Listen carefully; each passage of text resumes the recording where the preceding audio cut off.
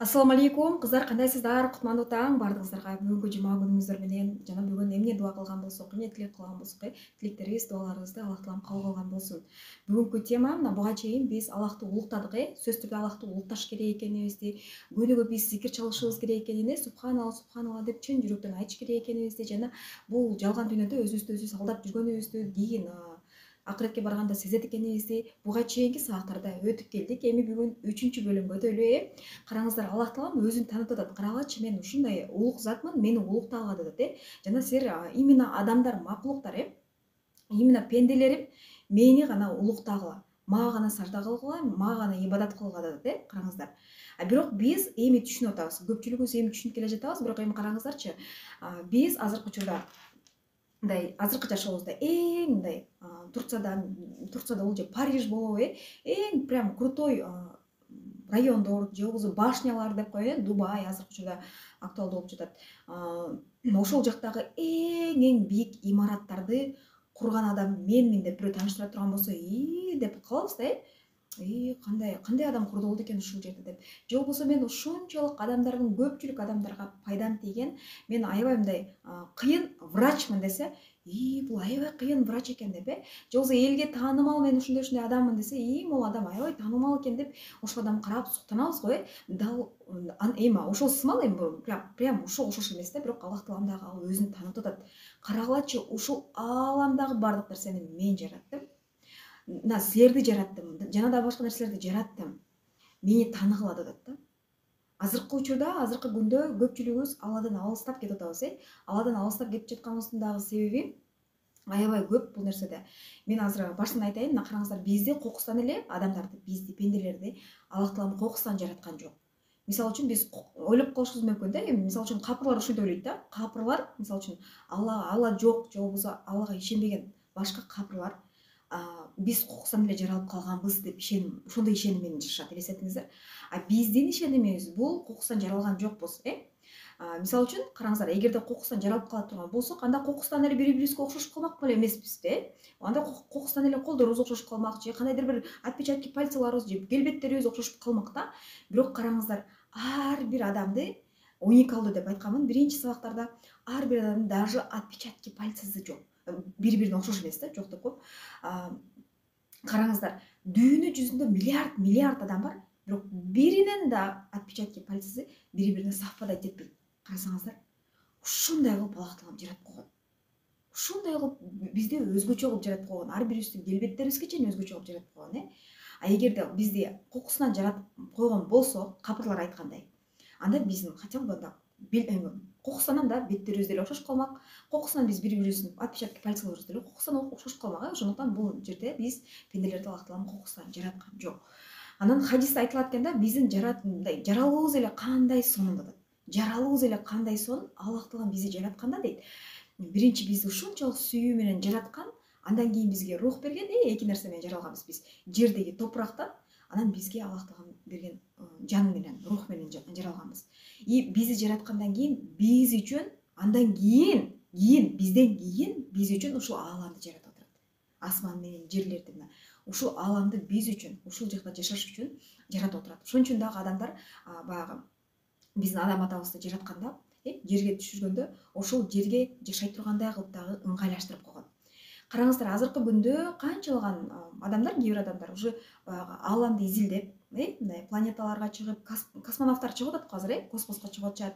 Ал жака барып жашап, 6 айлап, 7 айлап кайра келип атышат, Караңыздар, адам ал жакта да жашаганга, жерде да жашаганга мындай ошого мындай мүмкүн, мындай кандай десем, ошого ылайыкташтырылып туруп Аллах таалам жаратып койгон экен да, караңыздар. Эми караңыздар, биз ушунчалык сонун кылып жаралган. Караңыздар, биз баягы эркек менен аял уже үйлөнгөндөн кийин, биздин боюбузга бүткөндө, ошол жерден Аллах таалам айтып жатат да, бул жерде хадисте айтылып жатат, 42 күнгө чейин ошол периштелер аны карайт экен. 42 күнгө чейин баягы биздин боюбузда бала жаралып атканда кан бойдон турат экен да. Кан бойдон турат экен, эң биринчи эле очередь 40 күн бою турганда, кан болуп, ошондо Аллах таалам периштелерге буйруйт экен да. Периштелерге буйруганда, периштелер караңыздар, эң биринчи адамга Аллах таалам келбет берет экен. келбет бергенден кийин келбет берип атат мындай адам сүрөт жүз кылып жүзүбүздү жазып түшүрүп атат да. Андан кийин эле эң биринчи эле очурут бизде ошо түйүлдүктө ичибизде жатканда баланын кулагы пайда болот экен, эң биринчи очурут кулагы. Ошондуктан дагы төрөлөр менен эмне үчүн кулагына азан айткыла деп жатат, көрдүңүздөрбү? Ал таптаза болуп төрөлүп атпайбы? Караңыздар, таптаза, ушунчалык таза ал. Барактай аппак таза да жүрөгү. Ал жаралганда кулагына азан айтып, Аллахты улуттап, Аллахты таанытып атат. Кулагына эң биринчи очурут, көрдүңүздөрбү? Ошондуктан дагы бизде эң биринчи төрөлгөндө эле кулагына азан айтылат экен да. Эми кээ бири 7 күндөн кийин, 3 күндөн кийин дейт, бирок желательно көбүнесе төрөлөр менен эле сразу азан айткан жакшы дешет да. Анан кулактан кийин гана, андан кийин гана көз жаралат экен, андан кийин гана уже эт берет экен бизге, анан сөөктөр жаралат экен, ушинтип жаралат экен да. Ошо менен анан андан кийин гана уже аял эркек экенин, ошондон кийин гана берилет экен да, жыныс берилет экен. Эми караңыздар, 40 күн бою тургандан кийин, 4 ай болгондон кийин, 4 айда уже периштеге Аллах Таалам буйруйт экен да. Мен азыр бул жерде айтып берейин, мен полностью жазып алганмын, илим алганда. 4 айдан кийин дейт, периштеге Аллах Таалам буйруйт экен, ага рух берет, ошондо ага ырыскысын жазып коет экен. Уже эле ырыскысын жазып коет. Жана ал ошол учурда эле биздин ичибизде, биз апабыздын ичибизде болгондо эле биздин ажалыбызды жазып коет экен. Кайсыл күнү өлөрүбүздү, кайсыл күнү төрөлөрүбүздү, анан амал кыларыбызды, кандай амалдарды кыларыбызды, бактылуу же бактысыз болорубузду, бардыгын бизге кандай ырыскы берилерин, ырыскыбызга чейин, бүт аял эркек болорубузга чейин бүттүгүн периште бизге жазып коет экен. Эми караңыздар. Анда эгерде дейт экен да, менин тандоого укугум жокпу дейт да, азыр ушул теманы айткандан кийин, анда эмне үчүн мен анда бактысыз болот экенин деп билсем, мага уже бактысыз экен деп жазылып койгон болсо, анда мен анда эчтеке кылбай эле жашай берейин. Анда иттек эле жазып койгон экен, менде ошондо тандоо укугум жок болсо дейт экенбиз да. Бирок бардыгы жазылып коюлса дагы, караңыздар, бул жерден эжелер ойлонбоңуздар, бардыгын менин тагдырыма жазып койгон турбайбы деп эле отура бербеңиздер. Бул жерде Аллах Таалам мажбурлап жазган жок. Мажбурлаган жок. Аллах Таалам өзүнүн илими менен биздин тагдырды жазып койду, өзүнүн илими менен. Эми караңыздар, азыр ушул жерден түшүндүрүп кетейин, Аллах Тааламдын илими бизге акылыбызга да сыйбайт, ал нерсени даже элестетип да болбойт. Мисалы үчүн биз мындай кичинекей илимибиз менен, болгону бир капля илимибиз менен, мисалы үчүн балабыз басып баратса, жыгыласың дейбиз, жыгыласың акырын бас, чуркаба мен деп туруп биз карасаңыздар, мындай илимибиз менен эле ошол нерсени айтып атабыз. Эми Аллах Тааланын илимин карай бериңиз. Биз балабызды жыгыла электе эле, жыгыласың деп атабыз да, акырын бас деп. Же болбосо мынтип балабыз барып мынтип ысык тефальды кармайын деп атканда, колуң күйөт, кармаба дейбиз, көрдүңүзбү? Биз мындай кичинекей кыпындай илимибиз менен биз ошол нерсени айтып жатсак, эми Аллах Тааланын илимин караңыз. Биздин уже алдын ала, биздин баса турган жолдорубузду, биздин алдын ала кыла турган амалдарыбызды, биз өзүбүз билбеген, бир айда эмне болорубузду билбейбиз, бир күндө эмне болорубузду билбейбиз, эртеңки күнүбүздү, туурабы? Ал эми Аллах Таалам билүүчү зат. Биз эртеңки күнүбүздү кандай болорун билет. Бир айдан кийинки жашообузду кандай болорун билет. Биз даже биздин оюбузда, өзүбүздүн оюбузда эмне болуп атканын даже өзүбүз билбей калабыз да. Бирок ошол өзүбүздүн оюбуздагы нерселерге чейин Аллах Таалам билет. Караңыздар, ошо Аллах Таалам өзүнүн илимине таянып туруп биздин тагдырды жазып койгон. Бул уже хадисте бар. Эми караңыздар. Эми бул жерде Аллах Таалам илимине таянып эле жазып койду, бирок ошол таянып эле жазып койгон, тагдырым ушинтип жазып койгон турбайбы дебестен, Аллах Таалам бизге мажбурлаган жок ал нерсени. Мажбурлаган жок, бизге еще тандоо укугун берип койду. Кааласаң бейишке кир, кааласаң тозокко кир, кааласаң жаман жол менен жүр, кааласаң жакшы жол менен жүр деп туруп бизге тандоо укугун берип койду. Биз акылга салып туруп өзүбүз тандайбыз. Мону кылсак, ушул жолго жүрөбүз депчи. Эми караңыздар, бул жерде кааласаң сен капырлыкты танда деп атат да. Кааласаң сен мага ибадат кыл деп, караңыздар. Бирок кээ бир адамдар ушул жакта жаратып койсо да, Аллах Таалам жаратып койсо да, капырлыкты тандап, Аллах Тааламды тааныбай кетип атат, мени ал жараткан эмес. Мен өзүм эле жаралып калганмын, менин деген атам төрөгөн же апам төрөгөн деп эле ушинтип калды да. Бирок чындыгында бизди атабыз жараткан жок, апабыз жараткан жок, чындыгында бизди Аллах Таалам жаратты, жана ошол эле атабызды, ата энебизди дагы негизи эле баардык нерсени Аллах Таалам жаратты деп билишибиз керек. Эми караңыздар, бизге тандоо укугун берип койбоду, караңыздар, кааласаң момундукту танда, кааласаң капырлыкты танда деп, биз өзүбүздө болуп атат тандоо.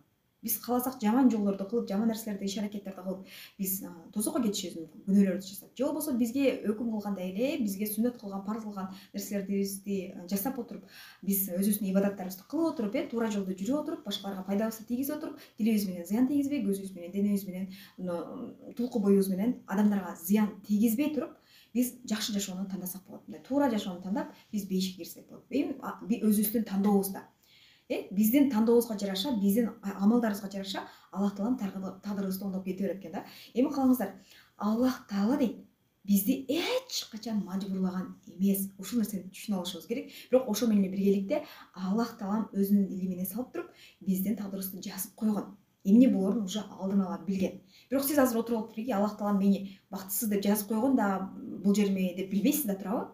Билбейсиз. Бактысыз деп жазып койгон же бактылуу деп жазып койгон деп биз билбейбиз ал нерсени. Эми караңыздар, Аллах таалам бизди жаратып жатканда аппак кылып жаратат кичинекей баланы. Төрөлгөндө ал аппак болуп төрөлөт, ошончолук күнөөсүз, таптаза болуп төрөлөт. Бирок биз өзүбүз ошо баланы биз өзүбүз бузуп алышыбыз мүмкүн. Биз өзүбүздүн тарбия берип жаткан тарбиябыз менен бузуп алышыбыз мүмкүн. Эми караңыздар, ошол баланы туура тарбия берип, Алланы таанылтуу да биздин милдет. Же болбосо башка нерселер менен эле тарбиялап, капырлыкты үйрөтүп, же болбосо бир туура эмес нерселерди үйрөтүү дагы биздин энелер, биздин тарбиябыздан зависит этет. Ошондуктан эң биринчи очередь балага туура тарбия бериш үчүн биз өзүбүз туура тарбия алалы, туура илим алалы. Азыр сиздер ойлоп калышыңыздар мүмкүн, эми мен ата-энем мага туура тарбия берген эмес да, деп эле ар кимдин күнөөлөшү деле туура эмес. Эгерде ал ата-эне билбей сизге ошол туура тарбия бере албаган болсо убагында, сизге мындай тандоо укугу берилбедиби? Сизге жашоо берилди, убакыт берилди, сизге деген мындай мүмкүнчүлүктөр берилди. Эми сиз ата-энем мага ушундай тарбия бербей койгон деп ата-энени күнөөлөп отурбастан, илим алыңыз. Ошончолук азыр ошончолук Аллах тааланын жеңил кылып койгон мына онлайн дүйнөсүндө Куран окусаңыз болот, Куран үйрөнсөңүз болот, же болбосо кандайдыр бир жакшы илимдерди алсаңыз болот, Эми бул жерде деген сөз түрдө илим алыш үчүн деле, бизге сөз түрдө өзүбүздү оңдош үчүн деле психология деле керек эмес да, чындыгында. Бизге болгону туура илим алуу менен бизге Аллах тааланын гана мына зикир чалгыла деп атат, намаз окугула деп атат, мага ибадат кылгыла, менден сурагыла деп атат. Биз көбүнчөсүн адамдардан сурап жатабыз. Аллах таалам мына айтып жатат, сөз берип атат бул жерде. Мен пендем, дуа кыл, мен сага берем деп атат да. Биз каяктагы бир нерселерди жасаган ордунан, каякта бир техникалар жасаган ордунан, биз болгону Аллах таалама ишенип, Аллах тааламан гана сурап, Аллах таалама гана дуа кылалы. Эч кандай бир техникасыз. Отуруп алып, анан музыканы коюп, медитация жасап, же кандайдыр бир техникалар жасоонун кереги жок. Болгону намаз окуңуз, Аллах тааламага сажда кылыңыз, Аллах тааламан сураңыз, болду. Башка эч нерсенин кереги жок. Аллах таалам айтып атат, сен менден сура, мен сага беремин деп атат да. Биз сураган ордун башка бирлерден үмүт этип, башка бирлерден сурап атабыз, ону берип койсо, же бул берип койсо, жолдошум алып келип берип койсо, тиги алып келип берип койсо, бул алып келип берип койсо деп гана отурабыз да. Жок, биринчи Аллах таалама гана сурайбыз, Аллах таалама гана кайрылабыз. Болду, ушул нерсени биз мээбизге киргизип коюшубуз керек. Эми караңыздар, биздин мазхабыбыз бул Ханафи мазхабы. Азыр ошондо мазхабтар дагы бар го. Негизи бизде 6 мазхаб бар экен. Мына ислам дининде 6 мазхабтын 2-өсү таралбай калган экен, 4-өсү таралып кеткен, бирок ошол 4 мазхабтын ичинен биз Ханафи мазхабына киребиз. Эми караңыздар, биздин акыйда кандай? Биздин акыйда, көпчүлүк акыйда деген маселени түшүнбөйт экен. Бул акыйда деген биздин акыйдабыз бардыгы Аллах тааламдан деп билебиз. Караңыздар. Амалдардын бардыгы Аллахтын уруксаты менен гана болот деп түшүнөбүз. Биздин мазхаб ошентип түшүнөт. Бирок капырлар андай кылып түшүнбөйт. Капырлар мындай деп ойлойт да, бардыгы биз жасап жаткан үчүн болуп жатат дейт. Мисалы үчүн мен суу ичким келсе, мен стаканга суу алып ичип атам. Бул менин каалоом үчүн. Же болбосо мен алманы тиштеп жей турган болсом, же болбосо бир грушаны, же болбосо кандайдыр бир шабдалыны жей турган болсом дейт да, мен тиштеп жегим келген үчүн тиштеп атам. Бул менин каалоом үчүн болуп жатат деп ойлойт башка мазхабтагылар, башка акыйданы, башка акыйдасы башкалар, Эми караңыздар, биздин акыйдабыз, биздин мазхабыбыз Ханафи болгондуктан, биздин акыйдабыз амалдардын бардыгы Аллах тааланын уруксаты менен гана болуп жатат деп ойлойбуз. Биздин акыйдабыз ошондой, биздин ишенимибиз ошондой. Анткени биз суу ичсек дагы Аллах таалам уруксат берген үчүн ичип жатабыз. Эгерде Аллах таалам уруксат бербесе, бизге суу ичилбейт болчу. Биз даже алма алып жеп жатканыбыздын дагы бардыгы Аллах тааланын уруксаты менен болуп жатат. Жана ушул эфирде өтүп жатканым дагы Аллах тааланын уруксаты менен өтүп жатам. Сиздер эфирди көрүп жатканыңыз дагы Аллахтын уруксаты менен көрүп жатасыз. Бул сиз каалаганыңыз үчүн эмес, Аллах таалам уруксат берген үчүн болуп жатат. Эгер Аллах таалам уруксат бербегенде, сиз даже сууну да жута алмак эмессиз. Аллах Тааланын уруксаты менен сиз ден соолугуңуз чын болуп азыр жүрөсүз. Аллах Таалам уруксат бербесе, бул нерсенин бардыгы болмок эмес. Азыр жашооңуздагы болуп жаткан нерсенин бардыгы Аллах Тааланын уруксаты менен болуп жатат. Биз сүйлөп жатканыбызда, көрүп жатканыбызда, угуп жатканыбызда, кыймылдап жатканыбызда бардыгы Аллах Тааланын уруксаты менен болуп жатат. Ушул нерсени биз түшүнүп алышыбыз керек. Биз ушул мазхабтагылар, биздин акыйдабыз ушундай болуш керек. Эми караңыздар. Башка акыйдалар мен өзүм ичип атам, өзүм кылып атам, өзүм жасап атам, мен өзүм аракет кылып атам дей берет да. Ошол Аллах Таалам уруксат берген үчүн сиз аракет кылып жатасыз. Эгерде Аллах Таалам уруксат бербегенде, сизди бастырбай да коймок. Бутуңузду алып коймок, колуңузду алып коймок, туурабы? Сиз мен өзүм басып атам, мен өзүм каалаганым үчүн басып кетип атам деп ойлобоңуз. Ошол басып жаткан буту да Аллах Таалам берип жатат сизге. Сүйлөп жаткан тилди дагы, оозду дагы Аллах Таалам берип жатат сизге. Ушул нерсени биз түшүнүп алышыбыз керек. Эми караңыздар, мисалы үчүн Ибрахим алейхиссалам, Ибрахим алейхиссалам ал уулун баягы муздап коеюн деген, муздап коеюн деп ал каалаган. Пожертвование деп коет го, ошол учурда баласын бычак менен кезейин дегенде дагы кезилбей койгон да. Неге? Анткени Аллах Таалам уруксат берген эмес. Аллах Таалам каалаган эмес. Баягы курч болуп турган бычактын дагы мокотуп койгон да. Аллах Таалам каалабаса, сизге эч ким зыян тийгизе албайт. Бардыгы Аллах Тааланын каалоосу менен болот. Аллах Таалам каалабаса, сизге ошол сиз каалаганчалык, башка мисалы үчүн баягы айтып келем го, бардык дүйнө сизге против болсо дагы, Аллах Таалам каалабаса, сизге алардын эч кандай зыяны тийбейт. Бирок сиз бардык иш-аракеттерди кылып, дүйнөдөгү дүнүйө бир байлыкты алам десеңиз, бирок Аллах Таалам ошол нерсеге уруксат бербеген болсо сизге, сиз канчалык аракет кылбаңыз, ошол нерсени алам деп канчалык ошол нерсеге прям татыктуу аракет кылсаңыз дагы, Аллах Таалам уруксат бербесе, сиз ал нерсеге ала албайсыз. Көрдүңүздөрбү? Бардык нерсе Аллах Тааланын уруксаты менен болот деп түшүнүшүбүз керек. Эми караңыздар, бул жерде көбүнчөсүн эле адамдарыбыз биз караңыздар, Басир деген ысым бар, бизде ысымдар жаттадыңыздарбы? Аллах Тааланын 99 ысымы. Ошол жерде айтып атат, эмне кылганыңардын бардыгын көрүп турат дейт. Караңыздар. Биз эмне кылганыбыздын бардыгын Аллах Таалам көрүп турат. Биз ойлойбуз азыр мынтип бияка чыгып кете турган болсок, менин күйөөм көрбөй калды, же атам көрбөй калды, апам көрбөй калды, кайненем көрбөй калды, балдарым көрбөй калды деп ойлойбуз, Бирок Аллах Таалам биз кайсыл кычыкта болбойлу, кандай иш-аракеттерди кылбайлы, баарын Аллах көрүп турчу. Бири-бирибизге өкүм чыгарбайлы. Бул жашоодо эч качан бири-бирибизге өкүм чыгарып койбойлу, эжелер, сиңдилер. Бул жерде караңыздар, айтып атат Аллах Таалам, эч качан бири-бириңерге өкүм чыгарбагыла деп атат. Өкүм чыгаруучу бир гана Аллах Таалам. Өкүнүчтүүсү, азыркы жашоодо биз бири-бирибизге өкүм чыгарып коюп жатабыз. Караңыздар, особенно жолуп кийинип алып деле биз башка адамдарга өкүм чыгарып коебуз. Мисалы үчүн, адамды кандай болсо биз ошондой кабыл алышыбыз керек. Адеп ахлагына, пейлине жараша биз өзүбүздүн да пейлибизди оңдошубуз керек болот. Эми караңыздар, бул аяттар азыр таасир бериш керек сиздерге. Караңыздар, Алла бизди кыйнаган жок жана мажбурлаган жок. Бул аяттар аябай таасир берсин. Жана биз эч качан башка бирөөгө, караңыздар, ушул жерден өкүм чыгарбайбыз. Тигил мындай кийинип алыптыр, анан тиги тигинтип алыптыр, анан тиги мындай болуптур. Карасаң, ана жолдошум иштебейт, бул всю жизнь бездельник деп өкүм чыгарбаңыз. Карасаң, бул оңол, бул өмүр бою ушинтип келе жатат. Бул все равно оңолбойт да деп башка бирөө үчүн өкүм чыгарбаңыз. Мен ушинтип бактысызмын да, мен күйөөдөн ажырашып кеттим, же болбосо баламды жогото кылдым деп эле, мен ушундай болгонум үчүн да деп өзүбүз үчүн да өкүм чыгарбайлы, жана башка үчүн дагы өкүм чыгарбайлы эч качан. Мен ата-энем тигиндей болуп калганда, анан мындай болуп калганда, все равно ал нерсе болбойт деп эле биз башкалар үчүн дагы өзүбүз үчүн да эч качан өкүм чыгарбайлы. Биз болгону, биз пенде. Биз өкүм чыгарбайбыз.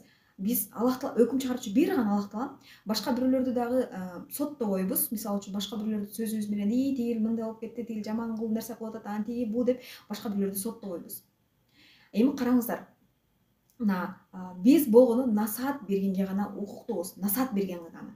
Мисалы үчүн, мен ушул нерсени туура эмес жасап алганмын, силер дагы ушул нерсени туура эмес жасап албагыла. Мен ушундай нерседен адашканмын, силер дагы адашпагыла. Бул нерсе туура эмес экен деп өзүбүздүн билгенибиз менен бөлүшүп туруу.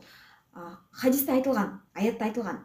Момун дейт, эч качан бирөөгө өкүм чыгарбайт дейт. Ал анткени өкүм чыгаруучу касиетке ээ эмес дейт. Ал ошондой күчкө ээ эмес, өкүм чыгаруучу бир гана Аллах Таалам. Момундар гана пайгамбарга айткан Аллах Таалам, эскерткен, сен эскертүүчүсүң деген. Ушул жерди маани бериңиздер. Сен эскерткен, сен эскертүүчүсүң. Ошондуктан биз пенделер болгону эскертебиз. Эгерде бирөө туура эмес иш кылып аткан болсо, биз ага өкүм чыгарбайбыз. Бул карасаң туура эмес иштер кыла берет. Карасаң бул сөз тозокко кирет, же болбосо бул бейишке кирет. Бул мондай болот деп ага өкүм чыгарбайбыз.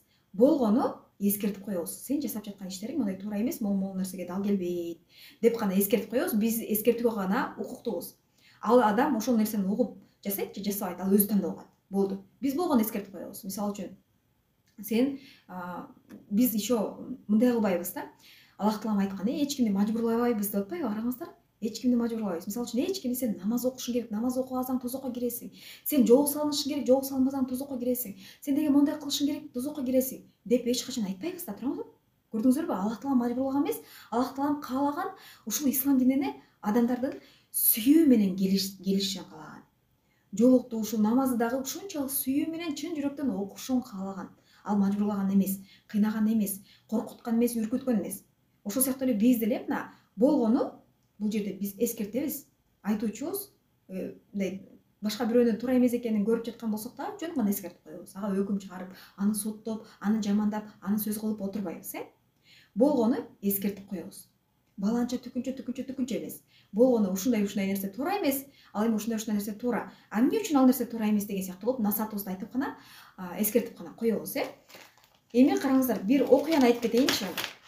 Адамдар ар кандай кабыл алышы мүмкүн. Мисалы үчүн, жашоодо биз эмне үчүн өкүм чыгарбашыбыз керек башкаларга, Мына караңыздар. Бир окуяны айта кетейин сиздерге. Бир киши 4 баласын чакырат экен. 4 баласын чакырып алып, бирөөсүнө мынтет экен да, кышында айтат экен. Кышында баягы шабдалы даракка барып, шабдалыны жеп кел дейт экен. Ал кышында барса, шабдалынын эң үстүндө бир чыйып калган шабдалы болот экен. Аны жеп көрүп, шабдалын жактырбай келет экен. Андан кийин дагы бир баласын, экинчи баласын жазында, жайында жөнөтөт экен. Жайында жөнөтсө, ал барып шабдалыны жесе, кычкыл болот экен да, анан кайра келет экен. Ошол сыяктуу эле дагы үчүнчү баласын шабдалыны жеп кел деп жөнөтө турган болсо, ал барып туруп көзүндө шабдалыны оосуйп жеп, ушунчалык суктанып, ушунчалык сонун экен деп келет экен. Бирок айта элек да, келет. Андан кийин 4-чү баласын жөнөтөт экен, шабдалыны жеп кел дейт турган болсо, ал ушунчалык баягы уже бышып өтүп кеткен, ушундай шабдалыны жеп, эми мындай курак экен, согу жок экен деп ушундай чувствода калат экен да. Эми келип туруп баягы атасы айтат экен, жолугуп, шабдалы кандай экен дейт экен. Бирөөсү айтат экен, мага шабдалы жаккан жок, мындай аябай начар экен, мындай бүрүшүп жана антип мындай көгөрүп кеткенде барган да, ал уже жок болуп калганда барган да, анан жок, жаман экен, мага жаккан жок дейт экен да. Экинчиси айтат экен, шабдалы ушунчалык кычкыл экен дейт экен да. Анан үчүнчүсү айтат экен, шабдалы ушунчалык сонун экен, таттуу экен, ушундай сочный экен, согу чыгып турат экен, ушунчалык сонун экен, мен даже жесем да тойбоймун дейт экен да. Анан 4-чүсү айтат экен, шабдалы мындай суусу жок, мындайча айтканда, согу жок, ушундай эле экен дейт экен да. Эми болот, бирок жесе болот дейт экен. Дамы жок экен, мындай сладкий деле эмес экен деп келет экен да. Уже сезону бүтүп калганда эметип атат да, жеп атат да. Ошондо карагалачы дейт экен. Бири-бири менен талашып атышат, жана 4 балачы, жок, шабдалы андай эмес. Жок, шабдалы мындай экен, кычкыл экен, бирөөсү сонун экен деп бири-бири менен баягы талашып атышат да балдар. Ошондо атасы айтат экен да, силер дейт, шабдалы бул бир эле нерсе дейт. Шабдалы ал шабдалы эле дейт. Бирок силер дейт, шабдалыга ар кандай өкүм чыгарып койдуңар деп. Өкүм чыгарбагыла деп атат да бул жерден. Өкүм чыгаруучу бир гана Аллах таалам. А силер ошол нерсени ар кандай времяда барып дейт, силер өкүм чыгарып койдуңар. Дал ошол шабдалыга окшоп, караңыздар, дал ушул шабдалыга окшоп эле ар кандай жашоодо ар кандай ситуация болот да. Кээ бирөө ушул жашоодон аябай кыйналып калган болот. Кээ бирөө жаңы эле баягы турмуштан ажыраган болот, же болбосо бирөө баласын жоготуп алган болот, бирөө аябай оор кырсыктаган болуп калат, же бирөө ооруга чалдыгып калган болот, Ошол учурда биз эч качан өкүм чыгарып койбойлу, бул кычкыл экен депчи. Кээ бир адамдар болот ушундай шабдалы, кычкыл шабдалыга окшош болот. Анткени ал ушул жашоодон ошончолук сынды, баягы тияка уралды, бияка уралды, же болбосо кандайдыр бир оор мындай тарбияларды алып калышы мүмкүн, туура эмес тарбия алып калышы мүмкүн, айлана чөйрөдөн деле. Андан тышкары кээ бир адамдар ушунчалык сонун тарбия алган, сонун илимдерди алган, баягы шабдалы, сладкий шабдалы сыяктуу. Кээ бир адамдар болот баягы кургап калган, ушунчалык муздап калган, жүрөгү муздап калган, ар кимден запкы жеп калган адамдар болот да. Бирок ушул дал биз ушул шабдал адамдарды Аллах таала мындай жакшынакай эле жаратып атат, адам кылып. Бирок биз ошол адамдарга биз өзүбүз эле өкүм чыгарып кое атабыз да. Караңыздар. Бирок ушул шабдалга окшоп ар кандай ситуациядан, айлана чөйрөдөн ар кандай тарбияларды алып, ар кандай нерселерди алып отуруп, ошол адамдар ошондой болуп калышы мүмкүн деп атат да. Караңыздар. Дал ушул шабдалга окшоп кимдир бирөө жашоосунда кыйналышы мүмкүн, кимдир бирөө дагы бир нерсе болуп калышы мүмкүн. Бирок биз ошол адамдардын сырткы келбетине карап эле, ошол ситуациясына карап эле, азыркы акыбалына карап эле биз өкүм чыгарбайлы деп жатат да. Биз азыркы учурда көпчүлүк адамдарга ошондой өкүм чыгарып алабыз. Кээ бир учурда балким биз сүйлөшүп жатканда кайненебиз мисалы үчүн бир нерсени ойлонуп, кыжырланып, ошол нерсеге нерв болуп аткан учурда, пападай кетип, ошол учурда сүйлөп калган учурда, ал сизге кыйкыр болушу мүмкүн, ал сизге жаман сүйлөп алышы мүмкүн. Ошол учурда биз өмүр бою ошону айтып жүрө беребиз да. Карасаң кайненем ушинтип койгон, мага кыйкырып койгон, минтип койгон деп эле биз ошол бир эле ситуация менен өкүм чыгарып коебуз. Караңыздар. Же болбосо бир адам мындай аябай оор акыбалга түшүп калды.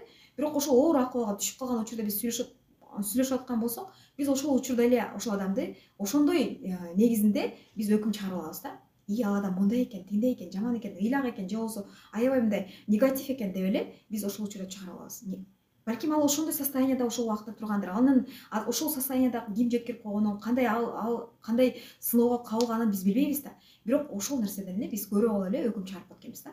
Же болбосо бир кызды көрдүңүздөр. Мындай аябай жалжаңдап, ушунчалык каткырып, кыска кийинип алып жүрдү. Сиздин астыңыздан өтүп кетсе эле, карасаң мону деп, анын кебетесине карап өкүм чыгарып коюшуңуз мүмкүн. Караңыздар. Деп турупчу. Балким анын башкадыр. Анын ою, ички пейили башкадыр. Ошол сыяктуу эле биз деле баягы кичинекей балдарыбызды төрөлгөндө келбетине карап да өкүм чыгарып коет экенбиз да.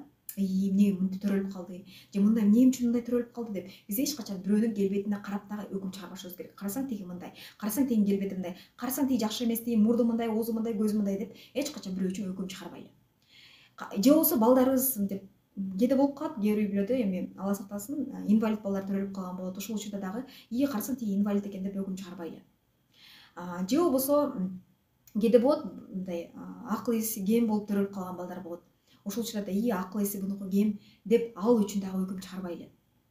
Бардык нерсеге ошого жараша отношение кылалы. Мисалы үчүн сиздин балаңыз бейбаш болуп атабы, же болбосо бир балаңыз түшүнбөй атабы, ошого жараша мамиле кылыңыз. Эгерде балаңыздын үнү сүйлөбөй жатса, ошого жараша мамиле кыласыз. Ар бирине өзүнө жараша мамиле кылып кете бересиздер да.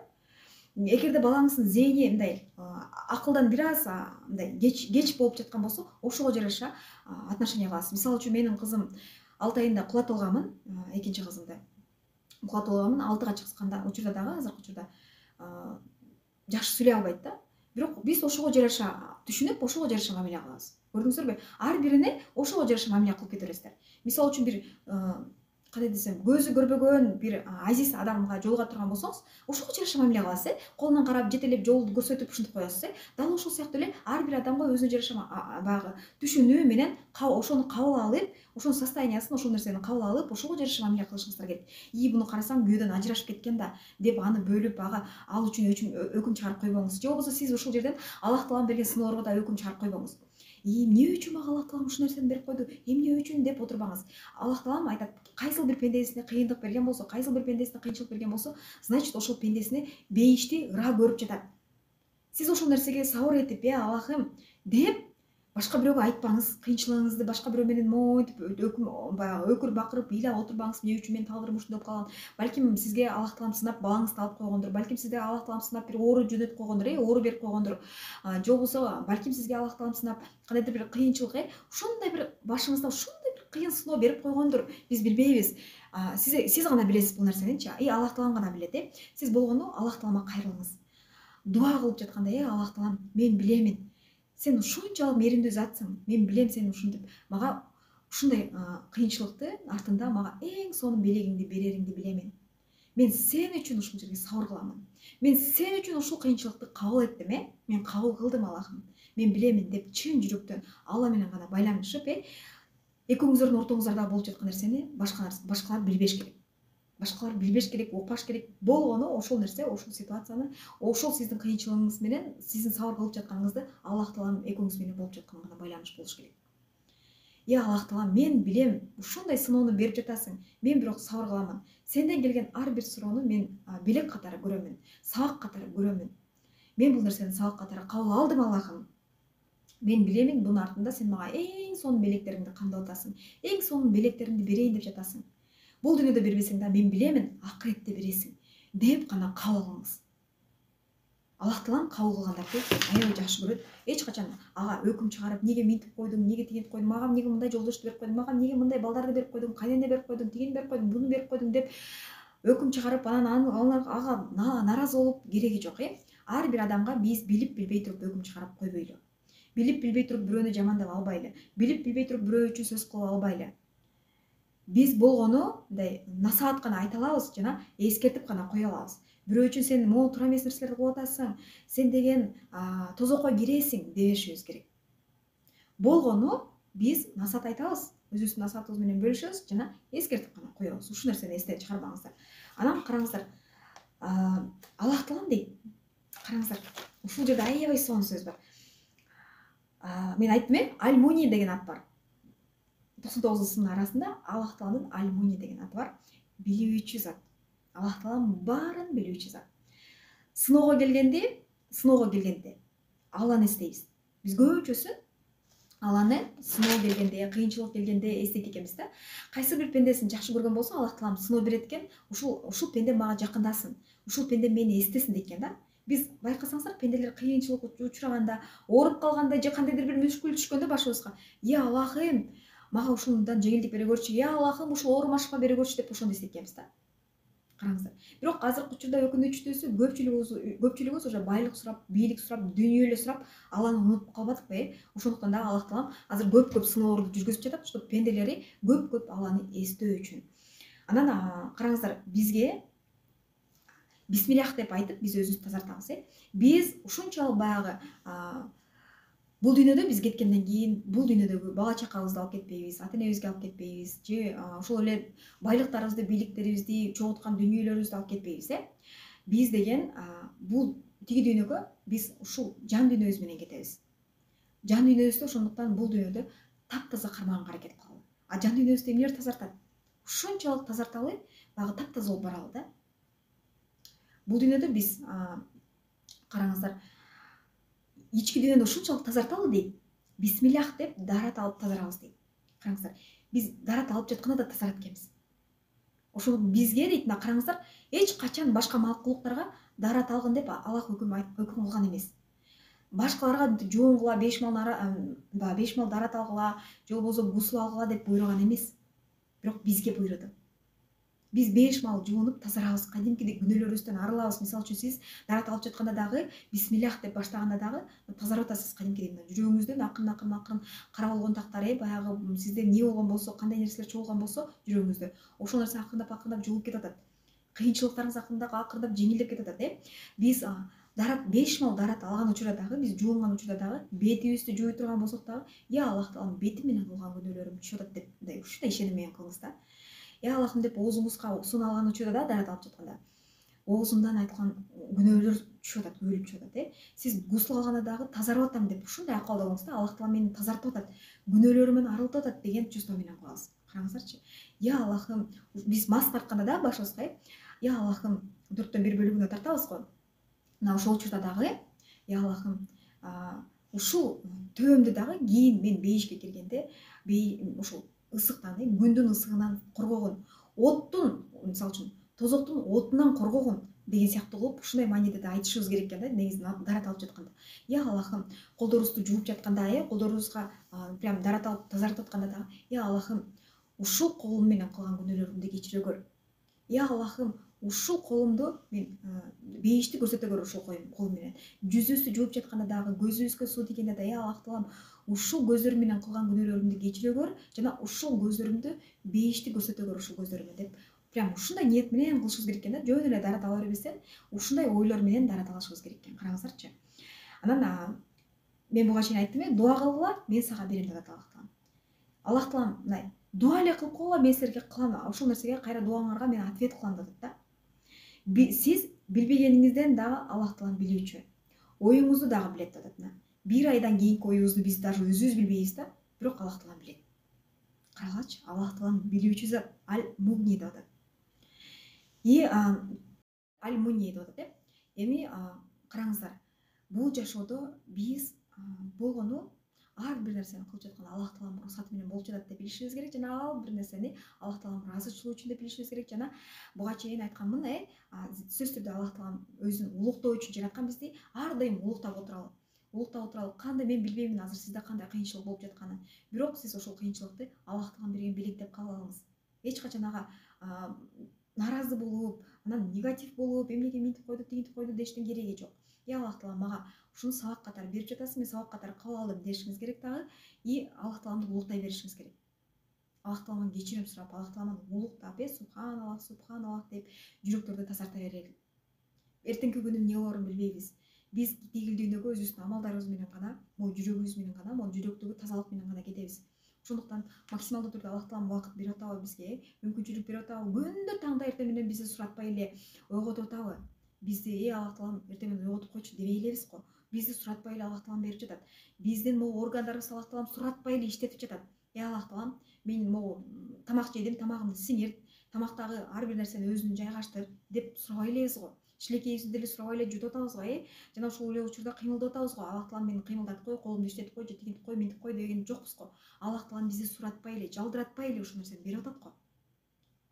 Ошол бар нерсебизге ыраазы болуп, ар бир нерсени түшүнүп, Аллах таалам ыраазымын ушул берип койгон колго, Аллах таалам ыраазымын ушул берип көрүп турган көзүмө, ушул көзү бергениңе дагы деп, ар бир нерсеге мындай бергениңе ыраазымын деп ыраазычылык билдирели жана күнүгө зикир кылалы. Айтарым, бүгүнкү сабакта сиздер эч качан бирөөгө өкүм чыгарбаңыздар деп айтармын, жана эч качан бирөөнү осуждать этпейли. Биз эки эле нерсеге укуктуубуз: насаат айтканга жана башкаларды эскерткенге болду. Анан мен апа мындай, менин жолдошум эч качан оңолбойт да, бул оңол кыз да деп эч качан ал боюнча дагы сиз өкүм чыгарбаңыз. Мен балам мындай тупой, мен балам бейбаш да, бул все равно мынтпейт деп дагы балаңыз үчүн да өкүм чыгарбаңыз, жана өзүңүз үчүн да өкүм чыгарбаңыз. Өкүм чыгаруучу бир гана Аллах таалам. Биз болгону ошого жараша, ситуацияга жараша гана биз кабылдап эле ошого жараша кыймыл аракетибизди кылып кете беребиз, амалдарыбызды кылып кете беребиз. Эми кыздар, ушу менен сабагыбызды аяктадык. Эртеңки күнү 4-бөлүмдө өтөбүз, кийинки хадистерге өтөбүз. Кийинки хадистерде дагы уже 3 парак конспектте жазганмын, алган билимдерим менен сөз түрдө бөлүшөмүн. Эртең кайсы күн болуп калат? Суббота, эртең сабак болот. Воскресенье күнү сабак болбойт, Бүгүнкү жумаңыздар бардыгыңыздар үчүн ийгиликтүү өтсүн, жана бүгүнкү эмне дуа кылган болсоңуздар, дуаларыңыздар кабыл болгон болсун, жана бүгүн көп зикир кылалы. Көп салаваттарды айталы. Анткени бүгүн жума күнү биз эмне сураган болсок, ошол нерсе кабыл боло турган күн. Бардыгыңыздарга ийгилик каалаймын. Бүгүнкү күнүңүздөр ийгиликтүү, жемиштүү, ырыскылуу, берекелүү өтсүн.